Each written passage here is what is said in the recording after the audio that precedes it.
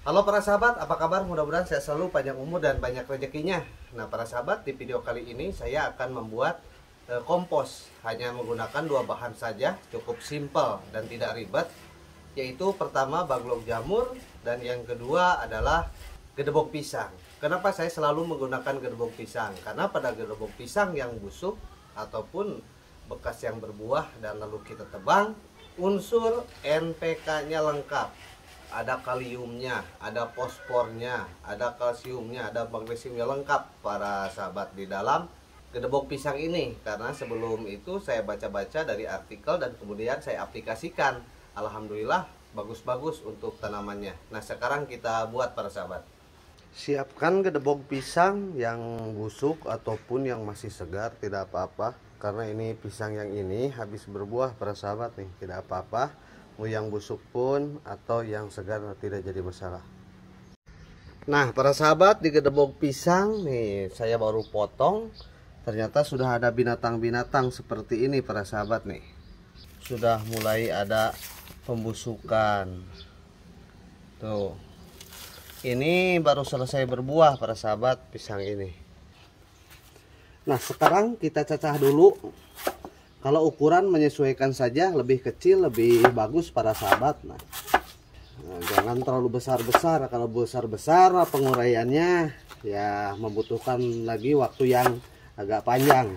Nah, jadi kecil-kecil saja para sahabat. Kalau gini susah para sahabat. Jadi cara motongnya begini saja. Kalau begini, nah agak menyulitkan. Nah, mending gini aja. Nah. Sangat cepat cara memotongnya.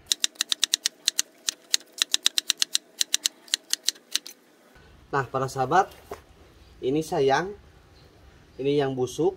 Kalau dicacah sayang, air ininya keluar. Nah, tidak dapat dimanfaatkan sekarang. Baiknya diperas dulu.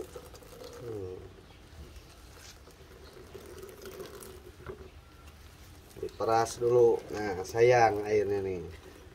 Nah ini juga sudah mengalami pembusukan di bagian pelepah paling awal.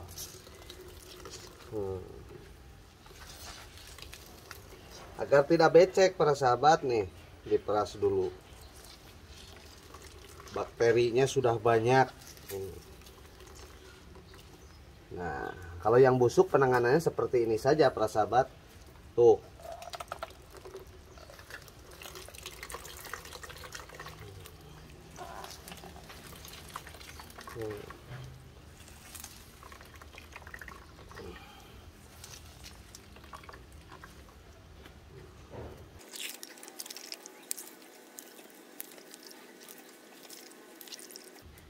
Dicencang lagi seperti biasa para sahabat. Nah kalau ini begini aja karena sudah tipis, tidak keras kalau sudah membusuk. Nah sekarang para sahabat nih, bahan yang kedua adalah bekas log jamur para sahabat nih. Nah ini sudah agak lembab log jamurnya, kita masukin saja di sini. Jadi sayang kalau dibuang, ini sangat bagus kalau log jamur ini. Karena log jamur ini sudah diolah para sahabat. Karena untuk pembuatan jamur biasanya si serbuk gergaji ini dikukus dulu. Nah, sekarang saatnya, nah supaya tidak ada gumpalan-gumpalan, diaduk dulu seperti ini para sahabat. Jangan mencampurkan air dahulu, karena padat, jadi harus dihancurkan seperti ini para sahabat nih. Nah para sahabat, kedua bahan ini, nah ini adalah gedebok pisang. Kita bisa menggunakan gedebok pisang yang segar maupun sudah membusuk, atau pohon pisang yang sudah beres berbuah. Biasanya suka mati. Dan ini masih segar tapi sebagian sudah mengalami pembusukan. Nah dua bahan ini kita campurkan para sahabat. Nah. Campurkannya seperti apa? Ya 2:1 saja para sahabat nih. Kita aduk seperti ini sampai harus rata. Jangan dulu ditambahkan air. Nah, karena apa? Gedebok pisang ini mengandung banyak air dan juga mikroba, juga bakteri yang baik. Karena biasanya gedebok pisang ini suka dibikin untuk menetralisir kolam baru. Jadi sangat bermanfaat. Nah, pupuk cairnya kan sudah ada, saya bikin videonya. Nah, seperti ini. Ini pun agak lembab juga si gergajiannya, si baglok jamurnya atau bekas gergajian. Nah, seperti ini. Nah, ini terlalu banyak gergajinya, serbuk gergajinya atau baglok jamurnya. Kita tambah lagi dengan yang baru. Nah, seperti ini para sahabat.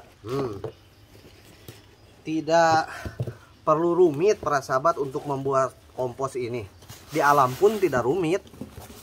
Untuk pembuatan kompos, lihat saja di hutan bagaimana alam menyediakan kompos untuk tumbuhan.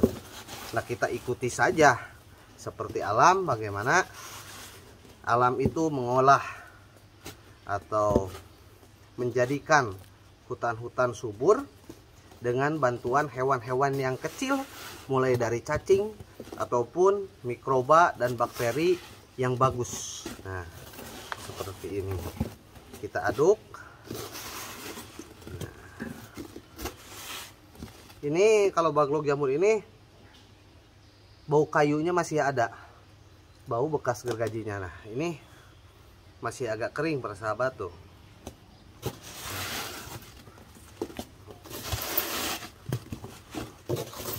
Diaduk seperti ini. Kalau apa namanya, takaran disesuaikan saja. Alam juga tidak menggunakan takaran. Nah, tapi kita alangkah baiknya belajar dari pengalaman seperti apa daripada pembuatan kompos secara pribadi. Nah, ini lumayan. Kalau sekarung kan 10.000 para sahabat, ini bisa irit. Tambah lagi saja. Nah,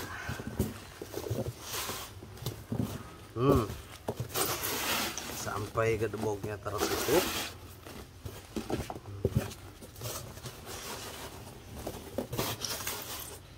Nah, seperti ini para sahabat, lihat. Nah, ini lantai pertama seperti ini. Tuh.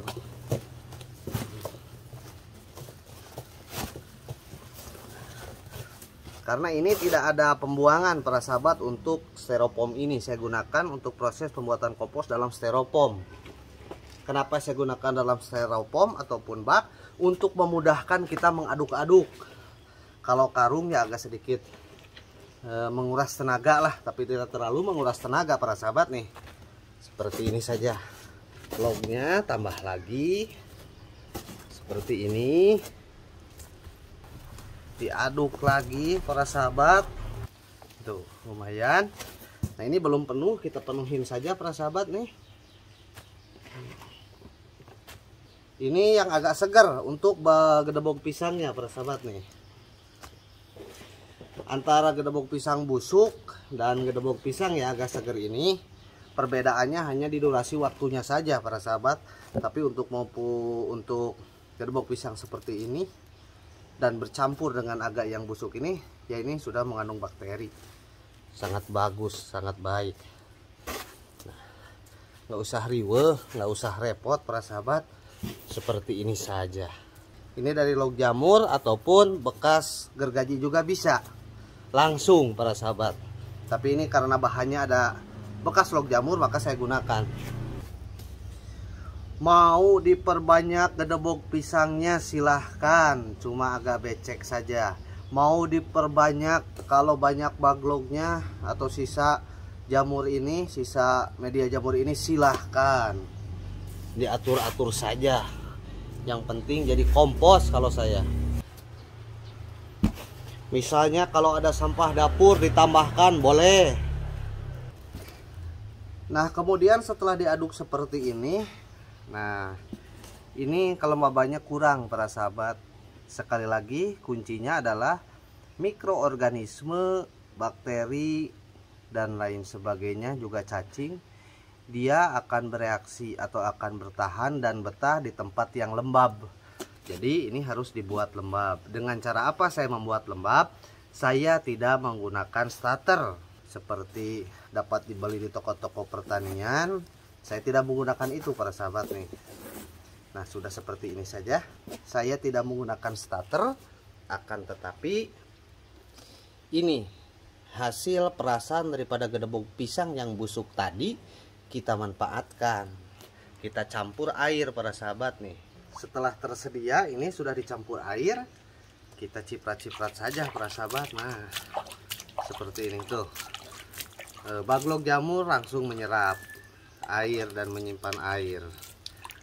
Nah, kalau di tanah bisa dibuat, di tempat apa juga bisa. Nah, setelah agak basah seperti ini, diaduk lagi para sahabat, biar meresap.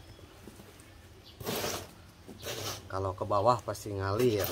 Kenapa tidak dari tadi saya menyiramnya? Karena ini tidak ada pembuangan. Jadi nanti juga akan meresap ke bawah. Nah, tapi ini kan harus diaduk dulu biar benar-benar. Tuh.